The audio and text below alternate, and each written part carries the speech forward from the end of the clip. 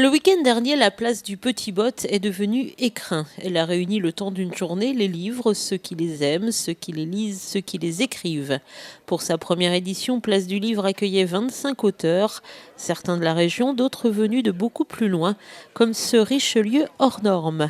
Éric Leclerc, de son vrai nom, vient de Caen et il voulait absolument être présent pour présenter son livre sur Richelieu, un personnage qu'il a conquis. Je me suis rendu compte en étudiant Richelieu qu'il s'agissait d'un être beaucoup plus humain qu'on ne l'a dit, d'un être qui a aidé les gens de Luçon qui étaient pauvres, qui s'est battu pour faire baisser les impôts dans sa paroisse de Luçon. Bon, ce qui me plaît dans Richelieu, c'est qu'il a démocratisé le théâtre. Parce qu'avant Richelieu, les gens qui allaient au théâtre, qui s'intéressaient au théâtre, je me suis rendu compte que c'était le bas peuple. Autre stand, autre style, celui du Luçonnais Jean-Yves Gaudry qui raconte à travers ses pages ses rencontres et autres récits de vie. Et effectivement, le fil conducteur, c'est ma jeunesse en Touraine où je suis né, suivi de mon adolescence et de la partie luçonnaise où j'étais maître d'internat. Et puis ensuite, ma vie professionnelle qui m'a amené de par le monde à rencontrer des gens et des cultures totalement différentes les unes des autres. L'épilogue, c'est une rencontre avec des gens que j'aime, qui sont quelquefois disparus ou qui sont toujours là et qui me servent de conclusion sur ce qui est une belle histoire. Et puis l'invité d'honneur de cette première édition était le Vendéen Yves Violier. Il présentait son dernier ouvrage, L'Instant de grâce, qui raconte le lien entre Bonchamp, le général vendéen, qui avant de mourir accorda le pardon à 5000 prisonniers bleus, et David d'Angers, le sculpteur, fils d'un des graciés, qui transforma ce geste symbolique en marbre magnifique. Je crois que je suis venu ici signer tous mes livres. Depuis le début, j'ai dû venir signer autour d'une trentaine de fois. Et lorsque monsieur Demy m'a annoncé qu'il organisait un début de salon du livre ici, bien sûr, j'ai accepté tout de suite avec grand plaisir. Et j'ai l'impression, en voyant l'ambiance, la façon dont ça se passe, dans ce lieu, face à la librairie, dans un lieu du livre déjà, que c'est une première, mais que j'ai cette chance d'être le parrain de cette première.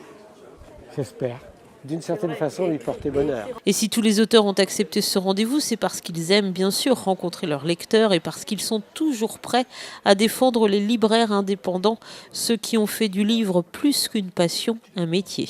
Eh bien, en tant qu'auteur, on est content de participer à cette manifestation puisqu'on soutient forcément les librairies, notamment les librairies locales et de proximité. Et c'est toujours un plaisir que de rencontrer nos lecteurs. C'est toujours important de pouvoir soutenir les librairies dans le contexte que l'on sait. Et toujours bien aussi de rencontrer les gens.